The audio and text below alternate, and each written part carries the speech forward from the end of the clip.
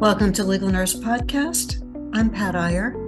This is a podcast that has been sharing content with you, tips, strategies to help you in your business, which I started in September of 2016. We are now in our 9th year, and we love sharing information with you to help you in your practice. Mark your calendars.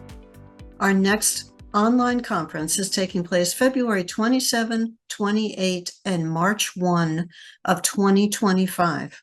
We have our act together. We've got this conference planned for you and available for you to reserve your seat at the lowest rate by going to lnc.tips/February 2025 virtual.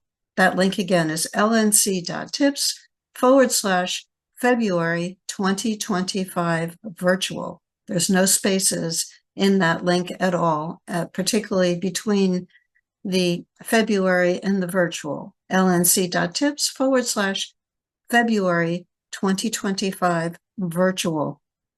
We'd love to have you join us at that conference and get the benefit of the expertise of our speakers and our topics, all designed to give you the knowledge, the support, and the networking that you need as a legal nurse consultant. And now, let's get on to the show. This is Legal Nurse Podcast. I'm Pat Iyer. Today, I want to share with you a topic that can make a huge difference in your enjoyment of your legal nurse consulting business. And that is how you handle difficult client situations. I'm going to share with you some tips on how you can manage these situations, which inevitably come up at some point in a legal nurse consultant's business. One of the challenges that we specifically face as legal nurse consultants is that nothing in our nursing school program taught us to be business owners. However, our nursing program did teach us communication skills, how to deal with difficult patients, how to write well, how to teach, all of which are valuable skills when you work with an attorney. We have a little piece, and I refer to it as being right in your sternum, that says, "Oh, you've got a problem, let me help you." We love to help people. And sometimes that can be to our detriment. What we're going to cover in this podcast is the topic of boundaries, how you set limitations on your availability, payment issues, and the topic of client fit. First, boundaries. Let's assume you've got a busy business, you've got a busy clinical role. The question will be, when are you available to potential clients?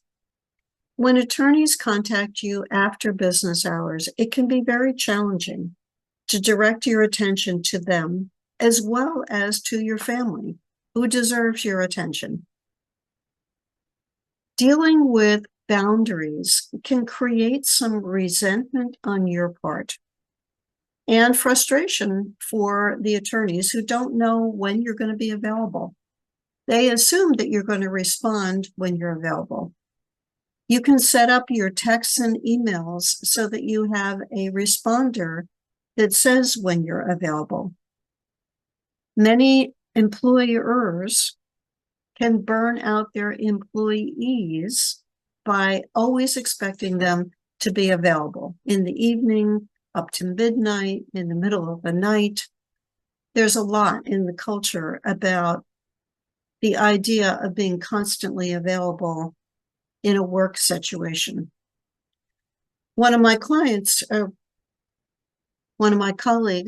on a vacation, a cruise that was in the Pacific Ocean outside of Vietnam. Her client wanted her to go through a deposition while she was on vacation. We laughed about it later. How was he expecting her to be deposed? Was he going to helicopter in a court reporter? How was she How was she supposed to have access to the medical records? She told him, no, I can't be deposed on vacation. This is a vacation. One of my clients said to me once, I asked him if he was going to take his laptop on vacation, and he said, Pat, vacation means to vacate. You leave it behind. Setting up your reminders about when your business hours are can be part of setting up your email system. Defining how to best reach you and when you're going to be available. And don't condition your clients by responding to their text messages and emails and phone calls or direct messages after hours. Set the limits. Now, there is an exception, and that is when you're getting ready to testify at a deposition, at a trial, you're helping an attorney get ready for a mediation, you're doing something that is urgent, that does require evening work. I'm not saying never be available after business hours, but look at the situation. Be flexible with your attorneys when you need to be, but let them know that there are limits to when you're going to be available. Payment issues is the second type of difficult client situation, and they include increasing your rate, scope creep, and rush fees. I recommend that you take a look at when was the last time you increased your rates. When you don't do it for a couple of years or more, you begin to slip behind, and it becomes more difficult to increase the rates by a substantial amount to make up for the fact that you haven't increased rates for several years. Your fee agreement should tell your clients that your hourly fees are subject to change, that you can increase them at any point. You don't have to wait till January 1st or April 15th or June 1st or June 30th. Pick a date and then give your clients advance notice that you are increasing the rates. You can expect that there will be new cases coming to you for attorneys who want to have you do the work under your existing fee agreement, your existing rate, rather than the new rate. I recommend also that you charge all your clients that increase across the board, and you don't try to maintain two rates at the same time. Like my more loyal clients who've been with me longer, I'll keep their rate lower, but then the new clients I'll charge higher. That becomes a bookkeeping nightmare.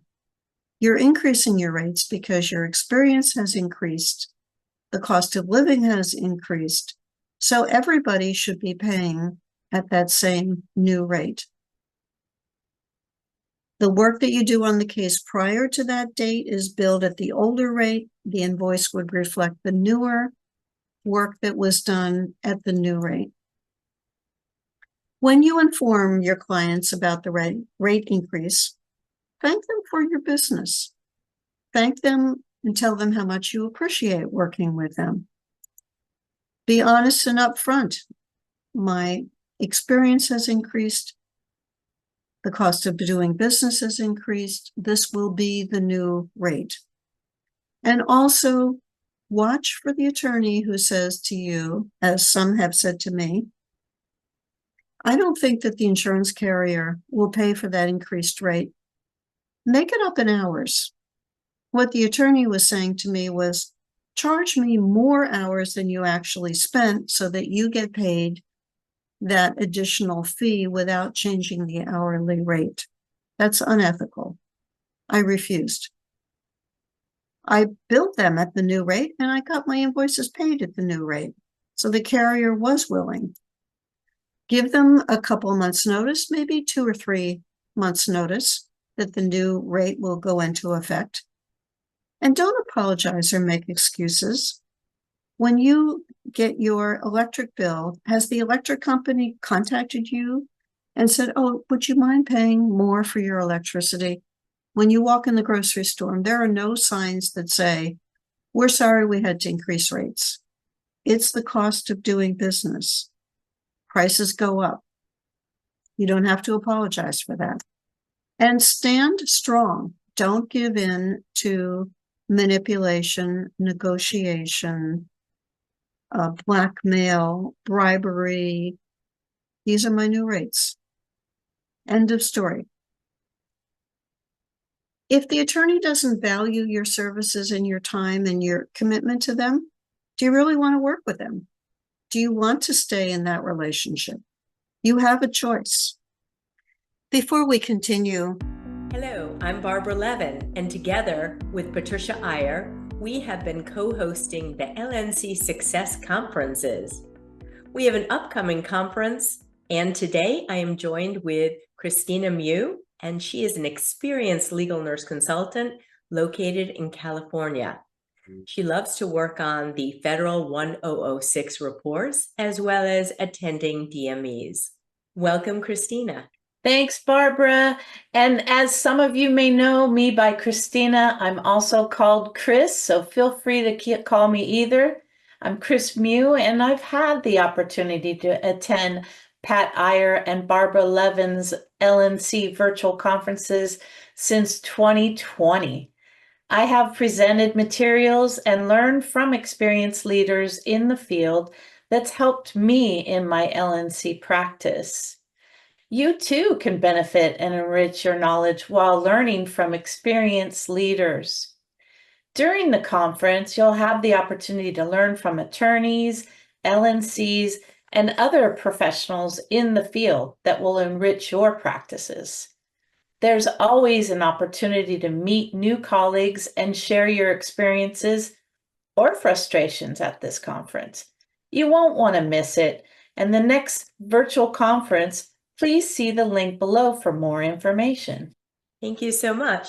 Now, I understand that you, as well as others, have actually gotten leads from this conference for work, and some people have actually gotten cases from attending the conference. Yes, they have. And it's a great opportunity to network with others, and you never know who you're going to meet and what value you can bring to their potential cases. Thank you, Chris. Well, please see the link below for the next virtual LNC Success Conference. We look forward to seeing you. Scope creep occurs when the clients are constantly requesting services and support that's outside the scope of your original contract. You want them to sign your fee agreement, and when they sign it, they are stating that they are agreeing to this set of terms that are in your contract. The attorney who signs it is committing the law firm. This is important language because if that attorney leaves, the firm that has the case is still bound by your agreement. I also recommend that you not accept agreements signed by the plaintiff. You don't want to chase a plaintiff for money. Your client is the attorney. And when the attorney sends the records, the retainer, and that signed fee agreement, they are binding the firm to the terms of the agreement. For scope creep, the way that you can deal with it is say no. You don't have to say yes. You can say no. You can also go back and ask for more money or a revision of the contract. As an example, a scope creep might be that the attorney says, I would like you to locate an expert witness. Your model, just accept this, go along with me, is that the attorney prepares a summary of the case, and for a flat fee, you locate one qualified expert who has agreed to review the case. The reason that these two clauses are here is because if the attorney asks you to prepare a summary of the case, that's billable time. I used to prepare a summary of the case until one day I got a box that was 3 feet long and 2 feet wide and filled with paper medical records, and the attorney wanted me to go through and prepare a summary of the case. After that, I revised the procedure. The law firm knows the case. The law firm can prepare a summary. You give them a template to follow, they can follow it. And then you locate one qualified expert who has agreed to review the case. Not 2, not 5, one person. You're not guaranteeing that the expert will see the case the same way that the attorney does. You're saying you'll locate one who has agreed to review the case. When the attorney is asking for scope creep services, you can ask for more money. You can say that's not covered by the way that I would provide an expert witness, but if you would like to retain me to do that summary, I will be happy to do that. You can modify the agreement, refer the attorney back to the terms in the agreement and make sure they understand what's covered. Or you can simply say, I can't do that, and refer them to another legal nurse consultant. Now, we don't want to lose business. We don't want to turn away work. You have to decide how you can negotiate it so that you can get compensated for requests that are beyond the services that you would typically provide. Rush fees are another element of this second difficult client situation. The attorney wants you to do last-minute work. Often it occupies weekends and evenings in order to get that job done. In your fee agreement, for example, you may define that your typical hourly rate for working on this case is X.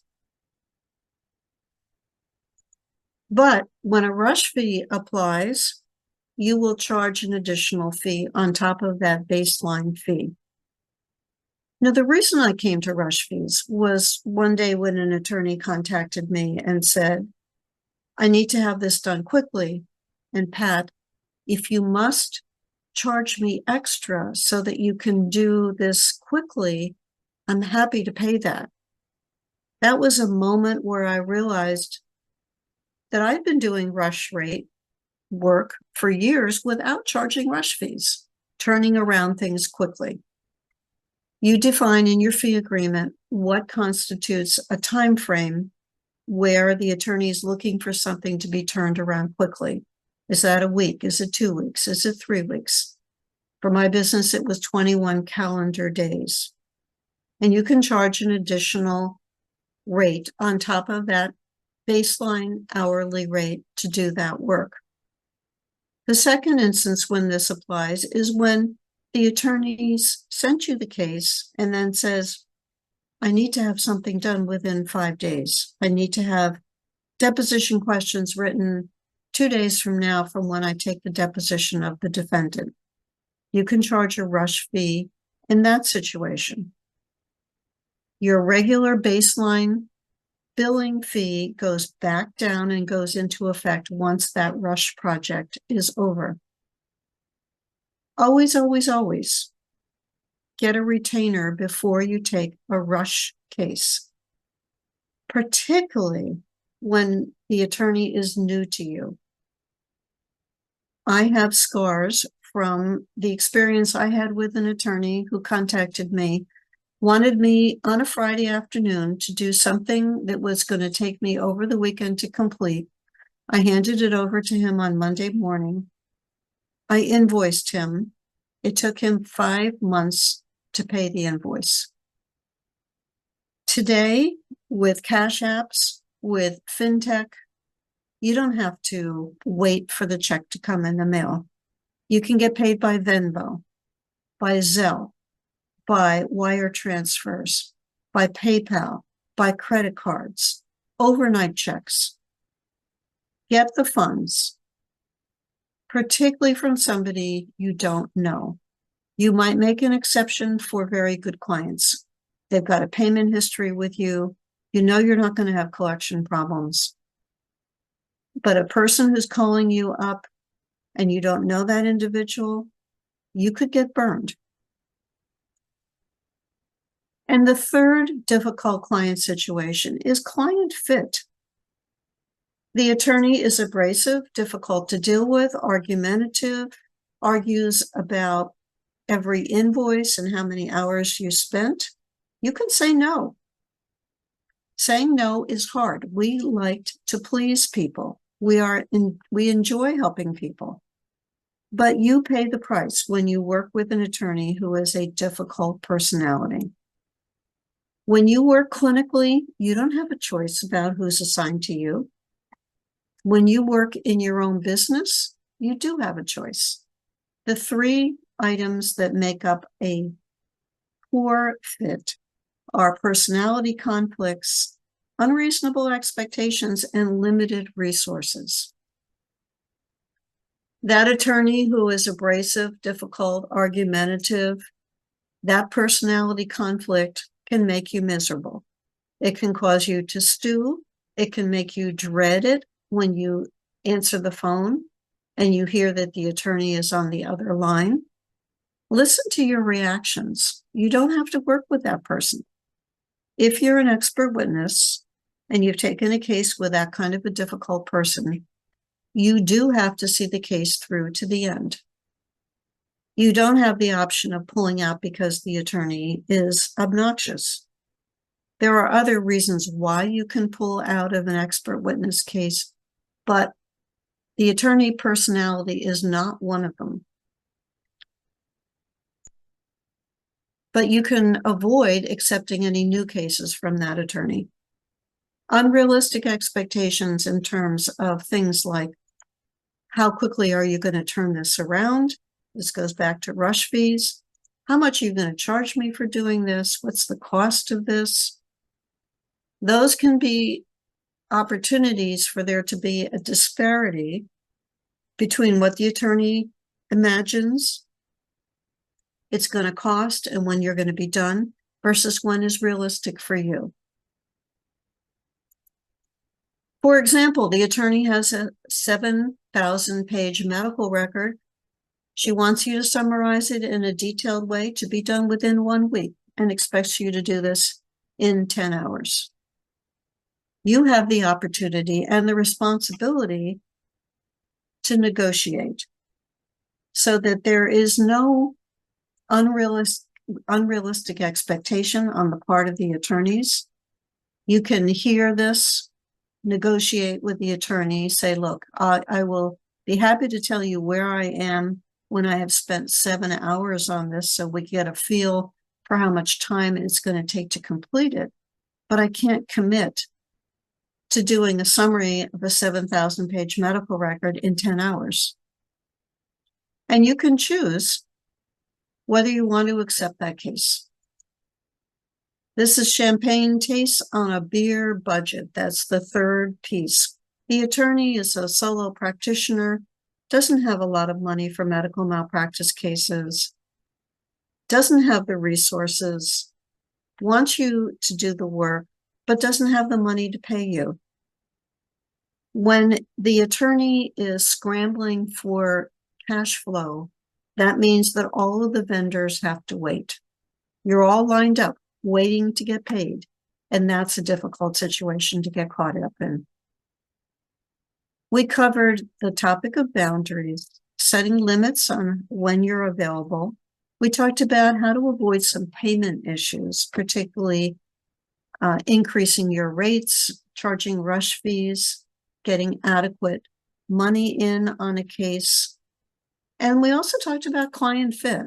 Not every attorney who wants to hire you is a good fit for you. That's it for Legal Nurse Podcast for today's episode. Hang on a little bit, find out who's coming up next. Be sure to go to our website, Legal Nurse Business. We are completely revising legalnursebusiness.com, and the new website's going to be available very soon. We have made some significant changes and would love to have you come and visit us when that new site is available. Coming up next in Legal Nurse Podcast, you'll get some tips and strategies to use in handling a couple of difficult client situations. The ones that I focus on in this next podcast are collections issues and client departures. We spend some time on collection issues because these are difficult situations for legal nurse consultants to handle. And I'll also share with you some common reasons why clients leave and don't return with more work and what you can do about that. Be sure to listen to the next episode of Legal Nurse Podcast. I'll see you there. Thank you for being part of our audience of Legal Nurse Podcast. I hope that you enjoyed this session and you got some great tips from it. I would love to see you at our February 2025 LNC Success Online Conference that will be our 11th conference, taking place February 27, 28, and March 1. You can get your ticket by going to lnc.tips/February 2025 virtual. I'd love to see you there.